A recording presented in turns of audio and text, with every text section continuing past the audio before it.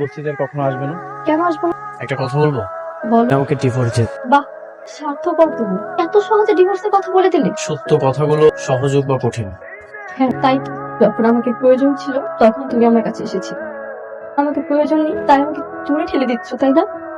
তো স্বার্থের জন্য তুমি আমার কাছে এসেছিলে, আমি এটা তোমার কাছ থেকে আশা করি। হ্যাঁ সেটাই। আমি সন্তানের সুখে কাতর হয়ে আছি, তুমি সন্তানের যন্ত্রণা বুঝবে না, কারণ তোমার তো কখনো সন্তানই হবে।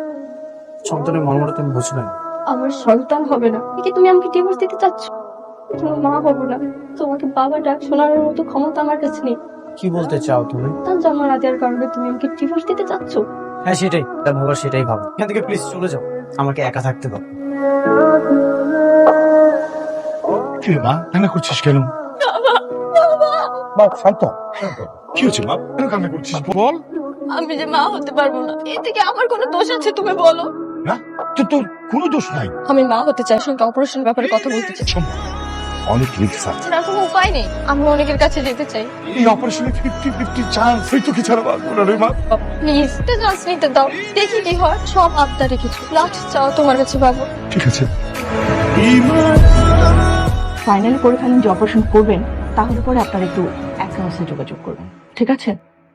আমি করতে হবে। কেন শুধু শুধু নিজের জীবনে এত বড় একটা রিস্ক নিচ্ছ বল? তোর কি দরকার এখন সন্তান নেওয়া? সন্তান না নিলে তো অনেকে আমাকে ডিভোর্স দিতে চাচ্ছে। মন থেকে ভালোবাসি, কখনো অজুহাত দেখাবে না। বৃষ্টি, আমি আমি তোমাকে বিয়ে করবো। বৃষ্টি, চল আমরা সবকিছু ভুলে গিয়ে বিয়ে করি আর ছোট্ট একটা সংসার করি। হ্যাঁ হয়তো তোমার সন্তানের কারণে আমাদের ঘরটা খালি খালি লাগে, আমার বৃষ্টিকে তো পাবো। আমি জানি তুমি আমাকে প্রচন্ড ভালোবাসো, কিন্তু বিশ্বাস করো আমি আমার জীবনে অনেকে ছাড়া অন্য কাউকে ভাবতেই পারি না। যা করতে হয় আমি তাই করব।